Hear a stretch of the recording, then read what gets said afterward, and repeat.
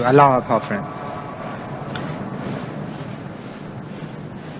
If we examine the messages from the Universal House of Justice addressed to the countries of this continent announcing the goals of the second phase of the 7-year plan, we see that almost all of them include the goal of achieving a great and unprecedented increase in the number of avowed believers throughout the country and from all strata of society.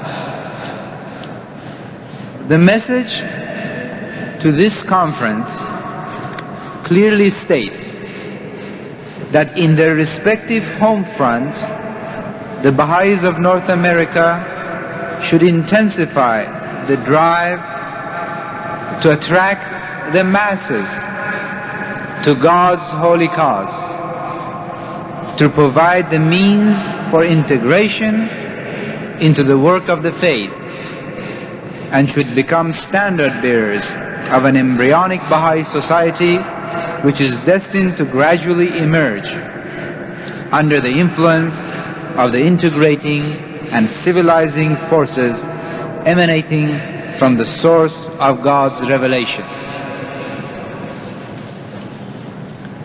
It is to be expected then that Baha'is everywhere are giving a great deal of thought to this most important goal, and that much of Baha'i conversation throughout the world is about the nature, the principles, and the methods of teaching, and a constant search for activities that would lead to the acceptance by very large numbers of people of the truth of the Baha'i revelation. Given the dimension of this ongoing consultation and search, I can only hope to contribute during these few minutes with a few ideas that some of those present may wish to incorporate in their reflections on the subject as they strive to formulate the specific plans of actions that each one of us has to adopt in the field of teaching. It may be useful in general to organize our thoughts about teaching from two different points of view. From the point of view of the individual teacher and from the point of view of the Baha'i community. From the standpoint of the individual, of course, we all know that teaching is a paramount duty of every Baha'i. Say, teach ye the cause of God, O people of Baha, are the words of Baha'u'llah. For God has prescribed unto everyone the duty of proclaiming His message and regarded it as the most meritorious of all deeds. However, it seems to me that as we meditate on the nature and the importance of teaching, we reach a point when we look upon this most meritorious deed as more than a mere duty, and we become truly enamored with teaching. Certain deeds enjoined by Baha'u'llah as duties are in fact natural and spontaneous expressions of Baha'i life. In the same way that a rose is the expected outcome of a rose bush, and the beauty finally expressed by the flower gives meaning to all the life that goes on in the plant, and in the same way that the melody is the natural expression of a musical instrument, many deeds such as prayer and such as teaching are the expected outcome of the growth and maturity of every individual Baha'i. It is in this sense that I would like to suggest that we consider teaching as a natural and expected expression of faith. Absolute faith in the validity of all and every aspect of the revelation of Baha'u'llah, in the efficacy of the medicine that the divine physician has brought for the ailments of humanity, and the promises that have been made so explicitly by the central figures of this faith, and in the power of the covenant that guides and strengthens every believer who rises to teach the cause and changes the hearts of the listeners. But if teaching is the fruit and the expression of faith, it should not be surprising that success in teaching is also proportional to the degree of faith. The power of the Word of God changes the hearts of men, but the faith of the teacher, reflected in every detail of the way he or she teaches, is a vehicle that helps this Word reach the hearts of the listeners. Faith is the magnet which draws the confirmation of the Merciful One, says Abdul Baha. Service is the magnet which attracts the heavenly strength.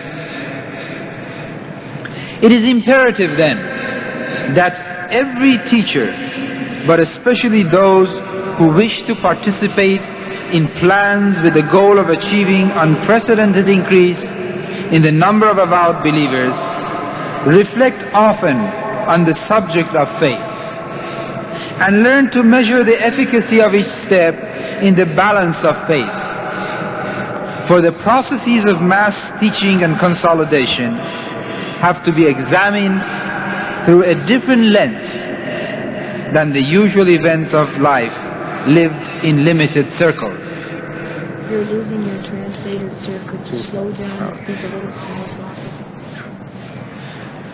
The farmer of many acres of land must have a broader understanding of the principles of growth than the one who tends to care for a single tree at a time. In the same sense, teaching is the natural and inherent expression of love. The love of God leads directly to love for all of humanity. And if this love is not to remain an abstract intellectual thought, it must result in the ardent desire to serve His children, and above all, lead them to the recognition of the manifestation. Let all eyes rejoice, are the words of Baha'u'llah, and let every ear be gladdened, for now is the time to gaze on His beauty. Now is the fit time to hearken to His voice. Proclaim unto every longing lover, behold, your well-beloved has come among men. And to the messengers of the monarch of love, impart the tidings. Lo, the adorned one hath appeared, arrayed in the fullness of His glory. O lovers of His beauty, turn the anguish of your separation from Him into the joy of an everlasting reunion, and let the sweetness of His presence dissolve the bitterness of your remoteness from His court. But then again, if teaching is a natural expression of love, it should not be surprising that success in teaching is proportional to the depth of the love of the teacher. It is essential that every Baha'i teacher, especially those involved in expansion and consolidation among the masses, should constantly reflect on the nature and the intensity of this love, its purity, its selflessness, and its freedom from all restrictions. For it is not so difficult to love a few who are like oneself, one's intimate friends, whom one gradually leads to the understanding of the Baha'i revelation. But to patiently teach and nurture a large number of people of different backgrounds, of different habits, of different cultures, and of different intellectual preparation necessarily implies a special measure of love. In the same sense, teaching is a natural expression of knowledge. For knowledge grows as it is shared with others. Personal study and reflection increases knowledge, but certain avenues of understanding open up only in the application of knowledge. In teaching, especially when teaching is concerned with setting in motion immense social processes, as it is in the case of expansion and consolidation among the masses. O wayfarer in the path of God, are again the words of Baha'u'llah. Take thou thy portion of the ocean of His grace, and deprive not thyself of the things that lie hidden in its depths. Be thou of them that have partaken of its treasures. A dewdrop out of this ocean would, if shed upon all that are in heavens and on earth, suffice to enrich them with the bounty of God, the Almighty, the All-Knowing, the All-Wise. Once again, if teaching is the natural and expected expression of knowledge, it should not be surprising that success in teaching is proportional to the knowledge and understanding of the teacher. However, for those who wish to be effective in mass teaching, this understanding has to go beyond personal knowledge of the truths of the Baha'i teachings and principles, and should include an ever-increasing understanding of human nature and the mysteries of a spiritual growth examined in the light of the Baha'i revelation. For those who are to plan and administer programs of expansion and consolidation, this knowledge must also include insights into the nature of the spiritual and material forces that move the masses and that lead to dynamics of growth totally different from growth achieved in small circles of friends. Surely within the writings of Baha'u'llah, of Abdul Baha and Shawhi Effendi, and the guidance from the Universal House of Justice, must exist the basic knowledge that if applied diligently and continuously by believers everywhere, will lead us to the methods and the programs for teaching and consolidating large numbers of believers. Hundreds of thousands of human beings, not only in Africa, India, or South America, but also in the United States and Canada, have shown that they are willing to accept Baha'u'llah the moment the message is presented to them in a way as to touch their hearts. Surely an objective observer would expect Baha'is everywhere to be constantly trying to apply the gems of wisdom enshrined in their teachings, to achieve new visions, to find new methods, and to design new programs in order to deepen large numbers of believers and to make possible for these great willing masses to enter the faith. Such an observer would be totally surprised to find so many believers who simply shun the issue of mass teaching or even oppose it with a simple pretext that we do not know how to deepen and consolidate them. Let us re-examine our concepts of what it is to be knowledgeable in the faith and achieve the kind of understanding and knowledge that will help us bring in the large masses of humanity into the faith.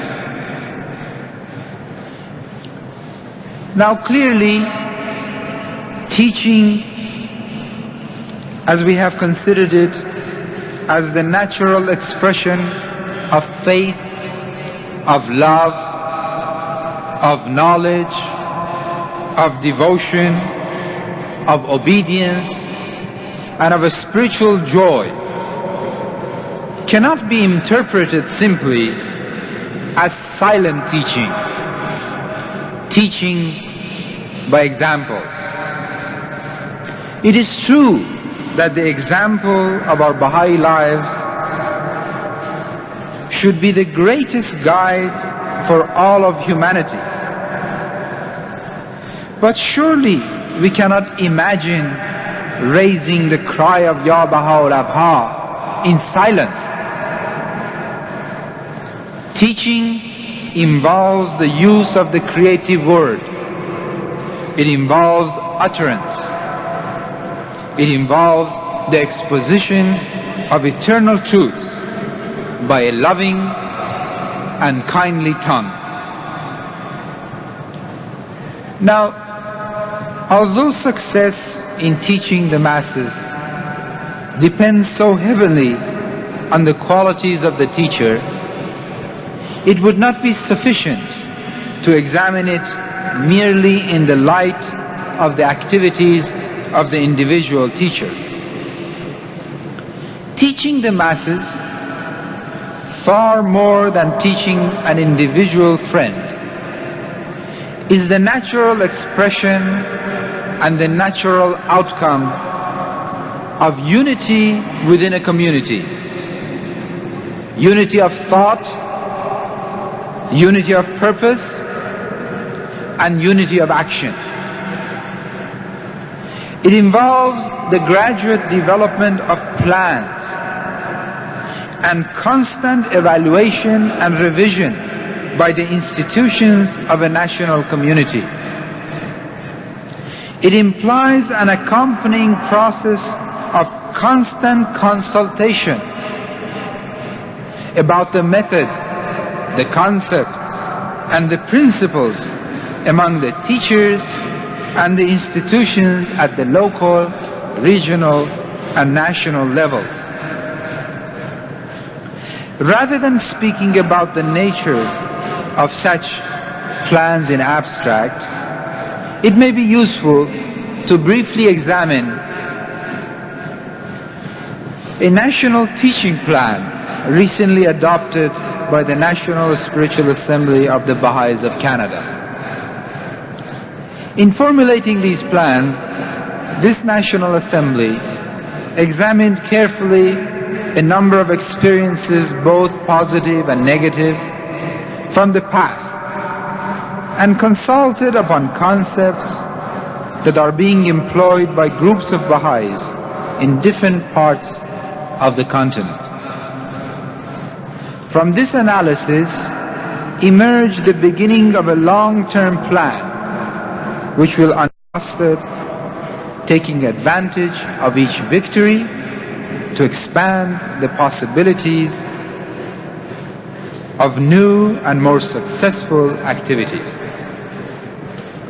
The first concept underlying this plan is that, especially in mass teaching, groups of devoted teachers should focus their attention, their thoughts, their prayers, and their efforts and energies on a specific population, the inhabitants of a small area, the members of a tribe, a certain age group in a school, in a university, or in any part of a city or a town.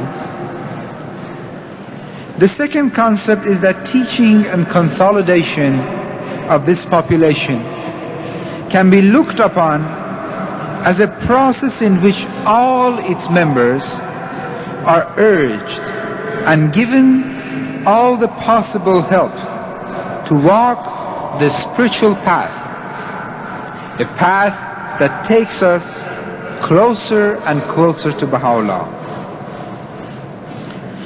The third concept is that there is no reason to expect that every member of this population will move along this path at the same pace. The natural process leads to a few who move forward quickly and soon become shining stars in the heaven of the service to the cause. Others lag behind, and many take the first step quickly but then move at a very slow pace, and yet others stand for a long time hesitating to even take the first step.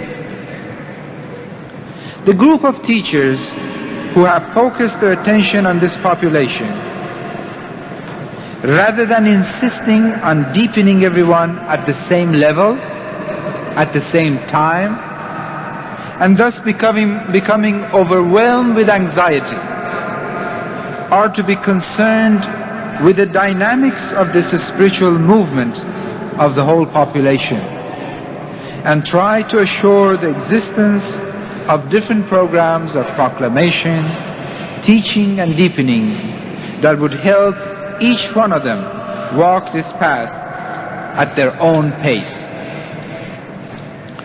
The fourth concept is that within the present structure of local spiritual assemblies and regional and national committees, schemes must be devised to organize the believers for teaching and to mobilize the teachers.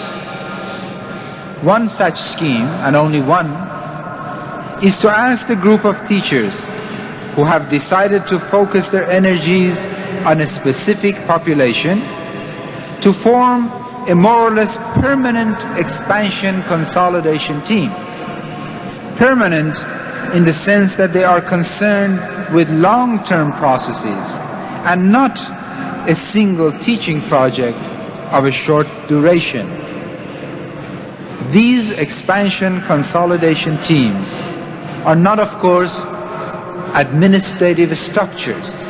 They do not have coordinators or secretaries, for example, but are groups of friends who are to help each other and to consult with each other and to learn with each other as to how bring a whole population into the faith. The fifth concept is that the members of the team should not consider themselves as outsiders to the population they have chosen to teach. They should understand that their own spiritual growth is intimately connected with the spiritual growth of the population and to the service they render them.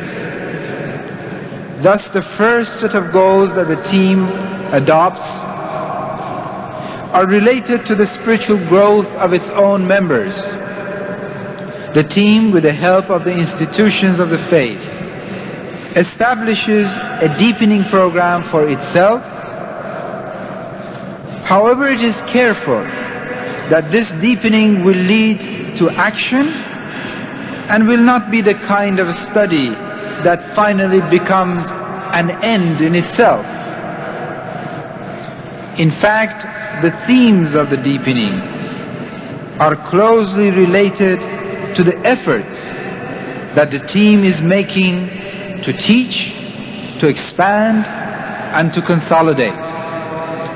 The team is to try to understand as deeply as possible the population it has chosen to join, and to discover those actions and programs that will lead to the spiritual advancement of that population. It is to study the creative word constantly and find ways that would make it possible for every member of the population to receive the creative word according to his or her capacities, be it a sentence at a time or intensive courses of a study for some others. The sixth concept is that the weight of the responsibility for winning the goals given to us by the Universal House of Justice should be on the shoulders of the individual believer.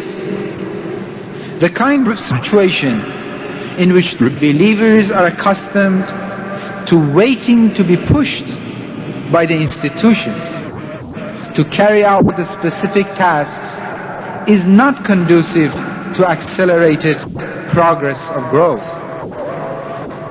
However, much more energy and enthusiasm is generated when individuals are not simply told to choose and carry out their own plan, but when groups of believers are invited and taught to consult with each other, to analyze their plans, and to choose that portion of the goals of the plan that they could win within the population they have chosen to serve.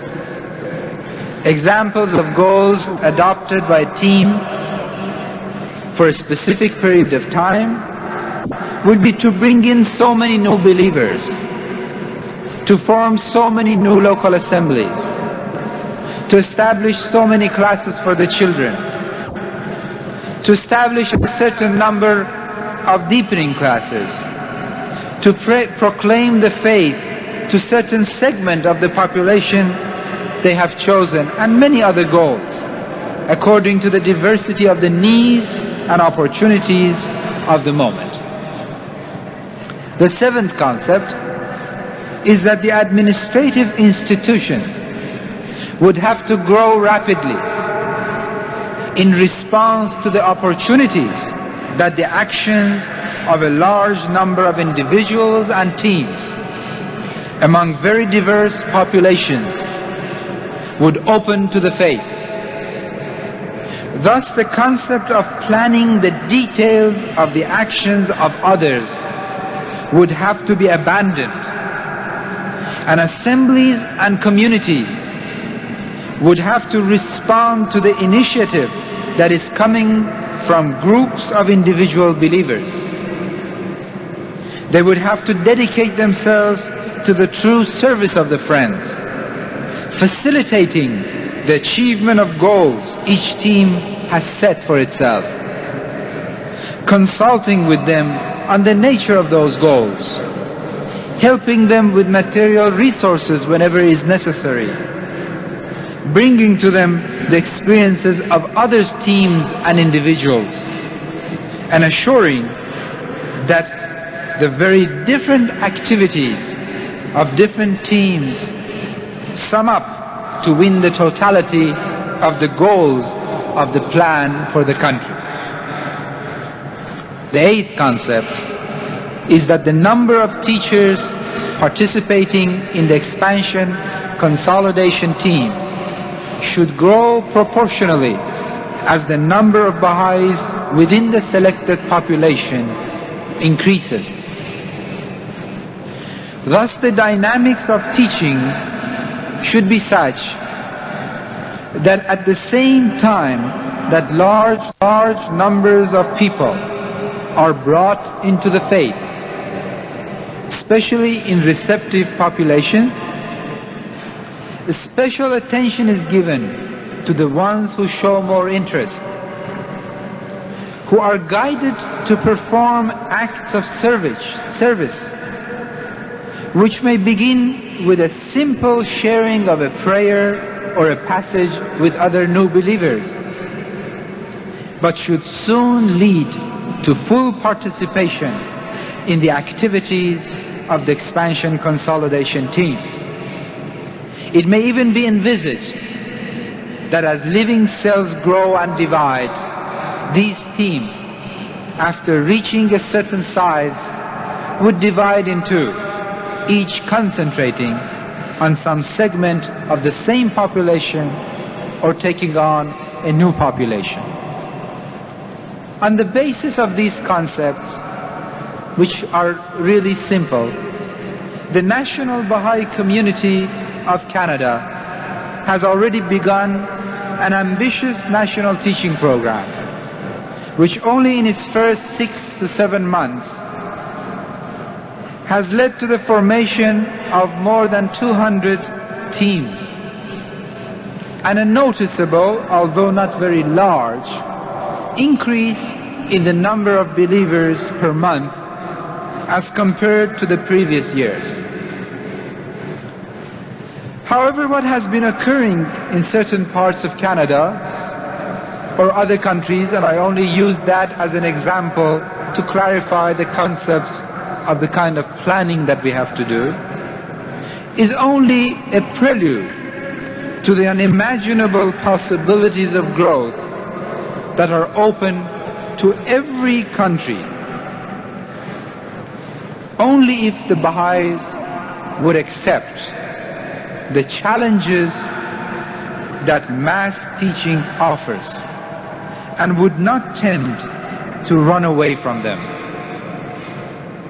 Unfortunately, or fortunately, for mass teaching to occur in a given country and for the goal of entry by troops to be achieved in a given country, and for the goal of entry by troops to be achieved, it doesn't seem to be sufficient that small numbers of teachers dedicate themselves to the teaching activities. Even though everyone does not have to participate physically in the activities, the moral support,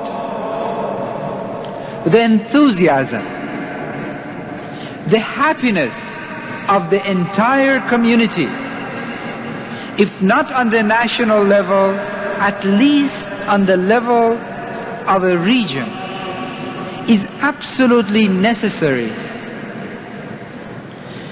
We stand at a time of the history where most receptive people to the faith seem to be the most oppressed populations of the earth.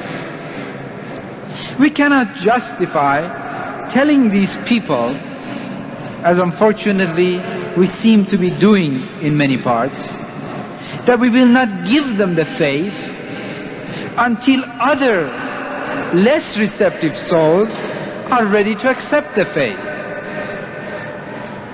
The goal of teaching all strata of society is a positive statement. It means teaching all strata of society.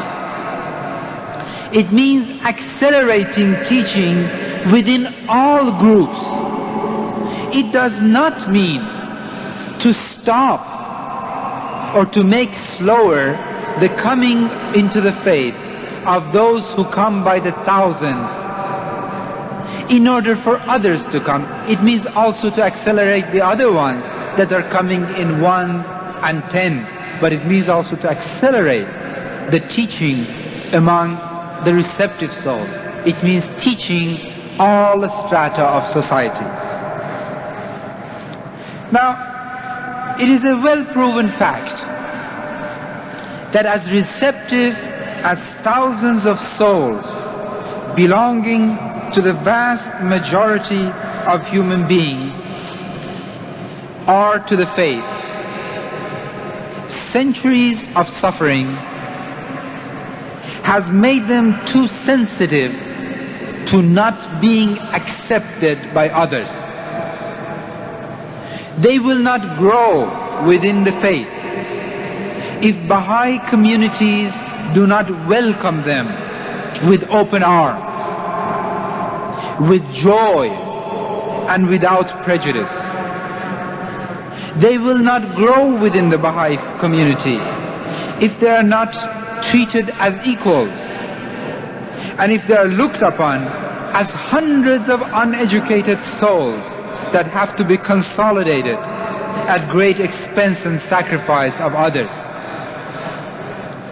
A few years have passed since the great impetus that had been achieved in mass teaching in many countries was lost. It would be difficult to uphold now, as we look back, now that by neglecting mass teaching, these national communities have gained a great deal, and that now other avenues of growth have been established. Surely by continuing to teach the receptive souls, by systematizing, by consulting, by learning together, those who did not stop are learning how to establish the twin processes of expansion and consolidation that should go always hand in hand. Now, a few years later, we are even further into the dark heart of the age of transition. The processes of disintegration of the human society have accelerated.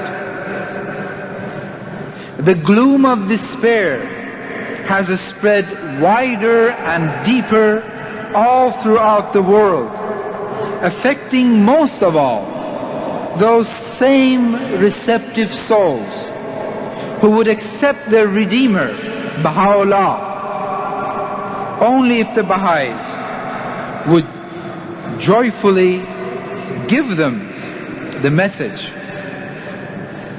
What will history tell about us? What will the future historians write about the last 2 decades of this, the century of light? May I suggest that it is all within our grasp to assure that these decades will be remembered in most glorious terms, and that our generation will be remembered as the one that ushered humanity into that long-awaited stage of entry by troops and mass conversion. All we have to do is to accept that the growth of the faith need not be controlled and tightly administered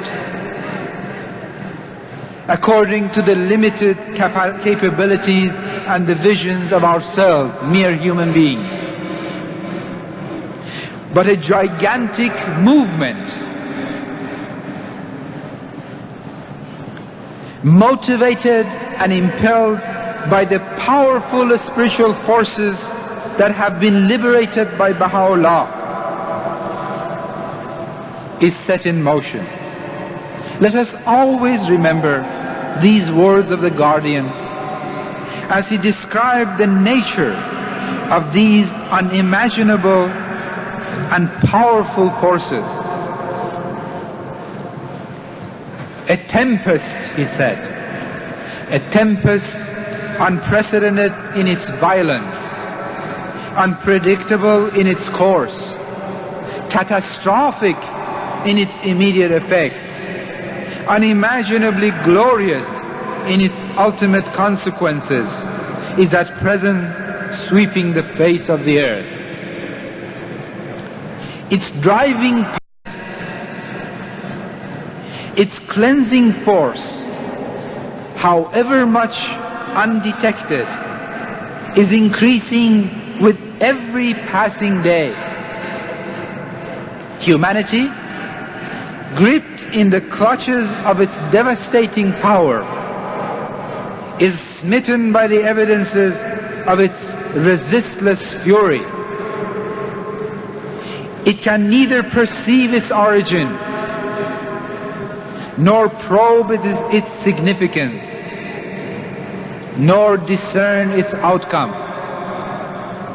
Bewildered, agonized, and helpless, it watches this great and mighty wind of God invading the remotest and fairest regions of the earth, sundering its nations, disrupting the homes of its peoples, wasting its cities, driving into exile its kings, pulling down its bulwarks, uprooting its institutions, dimming its lights, and harrowing up the souls of its inhabitants. Within such a tempest,